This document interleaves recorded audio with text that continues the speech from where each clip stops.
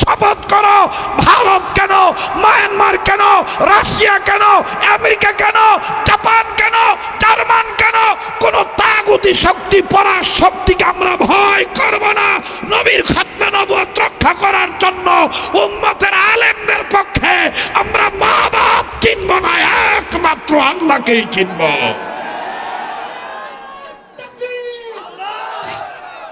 মোহতারাম হাজিরিন, বলেন আমরা গোলাম কার? বলেন কার?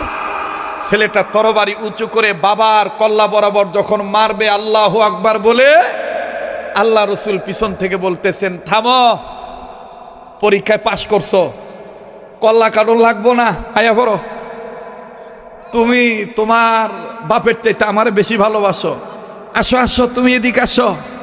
এবার ছেলেটা তরবারি নামাইছে, নামায়া বাপের কাছে দাঁড়াইছে।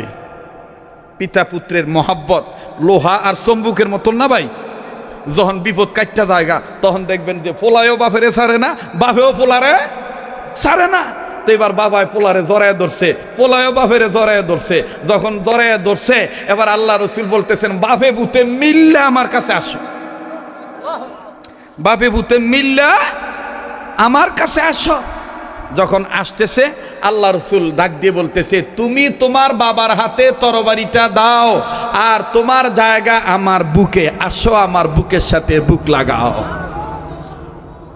এত আস্তে করলেন আল্লাহু আকবার, আর একটু জোরে কর না আল্লাহু আকবার। ও আল্লাহ, এই শ্যামতলির যুবকেরা ঈদের আমেজ এখনো যায় নাই, তাদের ইমানি ইমেজ নষ্ট করে নাই। আল্লাহ তোমাকে মহাব্বত করে ঈদের আনন্দে তোমার রসুলের হাবিবের আনন্দ মহাব্বত ভালোবাসা প্রকাশ করার জন্য উম্মতের আলেমদের ডেকে মাহফিলের ব্যবস্থা করেছে। কাল হাসরের ময়দানে যেই নবীকে দুনিয়াতে দেখতে পাই নাই, কাল হাসরের ময়দানে ওই নবী যেন এই শ্যামতলী যুবকদেরকে ও আল্লাহওয়ালা আলেমদেরকে আমাদেরকে যেন ডাক দিয়ে বলে আসো তোমরা আমার বুকের সাথে বুক লাগাও। চিল্লা বলেন না আমিন। আল্লাহ রসুল বলতেছেন আসো তোমার জায়গা আমার বুকে।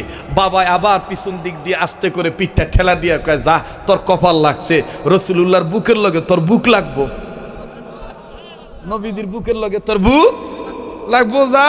এভাবে যখন আদর করে ঠেলা দিছে ছেলেটা কাছে গেছে। যাওয়ার পরে আল্লাহ রসুল সাহাবিকে বুকে জড়ায় ধরে বাবাকে এবার ডাক দিয়ে কয় তোমার ছেলে যেদিন মারা যাবে আমারে না জানায় কবর দিও না, আমারে না জানাইয়া কবর দিও না। পিতা ডাক দিয়ে কয় কেন গো ইয়া রাসূলুল্লাহ? রসুল বলতেছেন তোমার ছেলে যেদিন মারা যাবে আমারে খবর দিও, আমি নিজে তার লাশটা গোসল করাই দিব, নিজে তার গায়ে কাফনের কাপড়টা পেঁচায় দিব, আমি রসুল নিজে তার কবরে তারে কোলে করে নামায় দিব, আমি রসুল নিজেই তার লাশের জানাজার ইমামতি করব, আমি নিজেই তার কবরে মাটিটা সম্পন্ন করে দেব। এই কথা শোনার পরে আমার আপনার পোলাবান যদি শুনতো তাইলে তো রসুলুল্লাহর বুক থেকে আইয়া পড়তো, রসুলরে জড়ায় ধরে কই ইয়া রাসূলুল্লাহ কোন দিন হইব আমার সেই সুমরণ, আমি মানুষ হতে পারি অতি নগণ্য, আমি মানুষ হতে পারি অতি নগণ্য, যাকে আমি ভালোবাসি তিনি অতি অনন্য, আমার জীবন মরণ সবই তো আল্লাহর জন্য। কুল ইন্না সালাতি ওয়া নুসুকি ওয়া মাহইয়ায়া ওয়া মামাতি লিল্লাহি রাব্বিল আলামিন। আমার ভাইরা, আমার বন্ধুরে, এইবার আল্লাহর নবী যখন ডাক দিয়ে বললেন তুমিও কি রাজি? ছেলেটা ডাক দিয়ে বললেন ইয়া রাসূলুল্লাহ আমার কপাল কত ভালো, আমি যেদিন মারা যাব সেই দিন আপনি আমার লাশটা ধোয়াইবেন। ও আব্বা আপনি দোয়া করেন না এটা যেন তাড়াতাড়ি হয়ে যায়। আমার বন্ধুগণ হাজার হইল বাবা চোখের পানি ছেড়ে কান্দার ডাক দিয়ে বললেন ইয়া রাসূলুল্লাহ আপনার কথা মিথ্যা হবে না, আপনার কথা অবশ্যই সত্যি হবে। তবে নবীজি গো আমার দিল বলি মনে হয় আমি আর আমার পুতের মুখ থেকে বেশি আব্বা ডাক শুনতে করতে পারবো না, অচিরে আমার পুত্রটা দুনিয়া ছেড়ে চলে যাবে। আল্লাহ রসুল বললেন কোন দিন মারা যাবে সেটা আমার জানা নাই, তবে শুনিয়ে নাও তোমার এই ছেলে যেদিন মারা যাবে আমি নবীর না জানায় তুমি মাটি দিও না। যাও তোমাদেরকে বিদায় দিয়ে দিলাম। এবার আমার বন্ধুগণ বাবা আর সন্তান দুজনে মিলে বাড়িতে চলে গেলেন। লম্বা কথা সংক্ষেপ করে দিলাম। কিতাবের মধ্যে পাওয়া যায় মুসান্নিফগণ লিখেন 3 দিন পরে ছেলেটার গায়ে এমন জ্বর আসলো, জ্বরে শরীর পুড়ে যাওয়ার ভাব, চোখ লাল হয়ে গেছে, ঠোঁট দুইটি কালো হয়ে গেছে। বাবা তার বিবিকে ডাক দিয়ে বলতেছেন, বিবিরে আল্লাহ রসুলের দোয়া কবুল হয়ে গেছে। বিবিরে আমার নবী বলেছে আমার সন্তান মারা গেলে নবীরে না জানায় যেন মাটি না দেই। আমার মনে হয় মালাকুল মউত আল্লাহর হুকুমে নবীর দোয়ার বরকতে কাছাকাছি আইসা গেছে। আরে বন্ধুরে মার বাবা দুজনে মিলিয়া আল্লাহ রাস্তায় নবীর প্রেমী সন্তানকে ওয়াকফ করে দিল, সন্তানকে দান করে দিল। ইন দি মিন টাইম হাজার হইল মা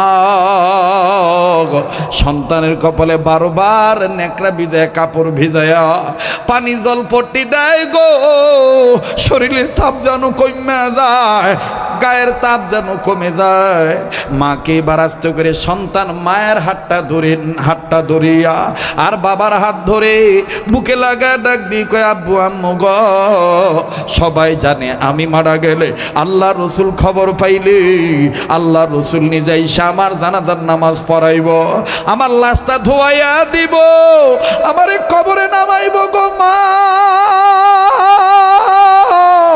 এটা তোমরা সবাই জানো, আমিও জানি, কিন্তু মা আমি চিন্তা করে দেখেছি আমার নবীর মা নেই, বাবা নেই, আমার নবী এতিম নবী, ওই মা ওই আমার আব্বু। আমি যদি রাত্রিবেলায় মারা যাই, এই রাত্রিকালীন অবস্থায় আল্লাহ নবী যদি আমার মরার খবর পায়, নবী যদি তাড়াহুড়া করে অন্ধকারের মধ্যে আল্লাহ রসুল যদি আমার লাশটা দোয়াইতে আসে, মা গো আমাগো বাড়ি থেকে আবু জাহেলের বাড়ি মাত্র 3 মাইল দূরে, এই রাস্তা দিয়ে নবীজি আসতে হবে আবু জাহেলের বাড়ির সামনে দিয়া। ওই মা আবু জাহেলের ব্যাপার ভালো না, আব্বু আম্মু গো আমার ওই নবীর রাত্রিবেলা যদি আবু জাহেল একা পাইয়া আমার নবীর গায়ের উপর আঘাত করে, আমার নবীর উপর আক্রমণ করে, মা গো আমি আল্লাহর কাছে কি জবাব দেব? এই জন্য তোমাদের বাপ মার দুই স্বামী আর স্ত্রীর হাত বুকে নিয়েও আমি তোমাদের সন্তানে একটা ওয়াদা নিতে চাই, আমি আমার জীবনের চাইতে আল্লাহ এবং আল্লাহর রসুলকে বেশি ভালোবাসি। আব্বু আম্মু গো তাই সিদ্ধান্ত নিয়েছি আমি যদি দিনের বেলায় মারা যাই আল্লাহ নবীকে খবর দিও, রাত্রিবেলা মারা গেলে নবীর খবর দিও না, কেননা আমি আমার নবীরে আমার জীবনের চাইতে অনেক ভালোবাসি। আমার ভাইরা পিতা মাতা দুজনেই ডাক দিয়ে বললেন, বাবারা যাও ওয়াদা করলাম, প্রমিস করলাম, তুই যদি দিনের বেলায় মারা যাস তাইলে এতিম নবীর খবর দেব, রাত্রিবেলায় মারা গেলে তোর নবীর খবর দেব না। আল্লাহর কুদরত বুঝা বড় দায়। আমার বন্ধুগণ সন্তানটা মাগরিবের সময় ইন্তেকাল করলেন, সন্ধ্যার দিকে ইন্তেকাল করলেন। মা বাপ সন্তানকে দেওয়া ওয়াদা পালন করতে যাইয়াও নবীর না জানাইয়াও এলাকার কিছু লোকজনদেরকে নিয়ে উপস্থিত লোকদেরকে নিয়ে গোসল সম্পন্ন করে মাটি দিয়ে দিলেন। পরের দিন সকালবেলা একজন সাহাবী নবীর কাছে যায়, কয় ইয়া রাসূলুল্লাহ খবর পাইছেন নি আপনার ওই আশেক পাগল আপনার হুকুম পাইয়া যে কেনা বাবার কল্লা কাটতে গেছিল, ওই পাগল মারা গেছে গো নবীজি। আল্লাহর নবী বসা ছিলেন, দাঁড়ায় গেলেন, দাঁড়াইয়া ডাক দিয়ে বলে দেরি করো কেন? আমি না নবী বলেছিলাম আমি নবী নিজে তার লাশটা গোসল করাবো, আমি নবী নিজে তার জানাজার ইমামতি করব। এই সাহাবী কান্দারে ডাক দিয়ে বলে নবীজি গো আর যাইতে হবে না, আপনার ওই পাগল মারা গেছে, আপনার ওই পাগল তার মা বাপ কাউরে না জানায় কবর দিয়া ফলাইছি। নবীজি ভারাকান্ত মন লইয়া দ্রুত গতিতে চলে গেলেন ওই সাহাবীর বাড়িতে। সাহাবীর বাড়িতে যে ডাক দিয়ে বলি কি গো আল্লাহর বান্দা বান্দিগণ, বললাম কি আর করলা কি? আমার বন্ধুগণ মা বাপ দুজনেই কান্দার হাত জোর করে বলে নবী গো আমাগো দোষ নাই, জানা আসিল না যেইভাবে আমাদের সন্তানের ছোট্ট অবস্থায় এমনভাবে আপনারে ভালোবাসে। হুজুর আমাদের সন্তান মৃত্যুর সময় আপনার প্রেম নিয়ে মারা গেছে। আমাদের সন্তান মৃত্যুর আগ মুহূর্ত আমাদেরকে বলেছে আব্বু আম্মু আল্লাহকে এবং তার রসুলকে আমার জীবনের চাইতে বেশি ভালোবাসি মা গো। তাই আমি সিদ্ধান্ত নিয়েছি দিনের বেলায় মারা গেলে নবীর খবর দিও, রাত্রিবেলায় মারা গেলে নবীর খবর দেওয়ার দরকার নেই। আবু জাহেলের ব্যবহার ভালো না। আবু জাহেল আমার নবী একা পাইলে মারবি, আর আল্লাহ রসুল এই মার খাইয়া যদি আমারে দাপন কাপন করতে আসে আমি হাসরের ময়দানে আল্লাহর কাছে কি জবাব দিতাম? ওগো নবীজি আমাদের ছেলে রাত্রিবেলায় মারা গেছে জন্য আপনার আর খবর দেই নেই, আমাদের জানা ছিল না আমাদের এই সন্তান আপনার এত ভালোবাসি। আল্লাহর নবী কান্দার ডাক দিব কই কই কই আমার ওই পাগলের কবরটা কই? ওই পাগলের কবর কাছে আমার লইয়া চলো। আমার বন্ধুগণ আল্লাহর নবী পাগলের কবরের কাছে গেলেন। কবরের কাছে যে কবরের উপরে হাতটা রাইখা আমার বন্ধুগণ আর এক হাতের সাদা আঙ্গুল উঁচু করে আল্লাহকে মায়া করে একটা ডাক দিয়ে বলে আল্লাহ। দেন না দেন না নবীর আশিকের একটা ডাক দেন না দেন না দেন না দেন না। আরে কার জীবনে কি গুনাহ আছে গুনাহ মাফ দেওয়ার জন্য? আরে বলেন না ইয়া আল্লাহ। ডাক দিয়ে বলতেছেন ইয়া আল্লাহ এই বালক সাহাবী আমারে এত ভালোবাসি, মাবুদ গো আমিও তারে ভালোবাসি। ও আল্লাহ আমি নবী তোমাকে বলে দিলাম তুমি এখন এই বাচ্চাটার পক্ষে দিয়ে দেওয়া হাসি, তুমি যদি দিয়ে দেওয়া হাসি বাচ্চাটা হয়ে যাবে জান্নাতবাসী। বাদান সব সাহাবীরা দাঁড়ায় দাঁড়ায় কাঁদতেছে। আল্লাহ রসুল আল্লাহকে হাসতে বলতেছে। এটা বানোয়াট কোনো কিস্সা কাহিনী নয় আমার ভাইরা। কিছুক্ষণের মধ্যেই এমন হয়ে গেল মুহতারাম মুহাজিরিন রব্বে কাবা হাসি দিয়ে দিলেন। আল্লাহু আকবার। আল্লাহ রসুলের কাছে খবর চলে আসলো।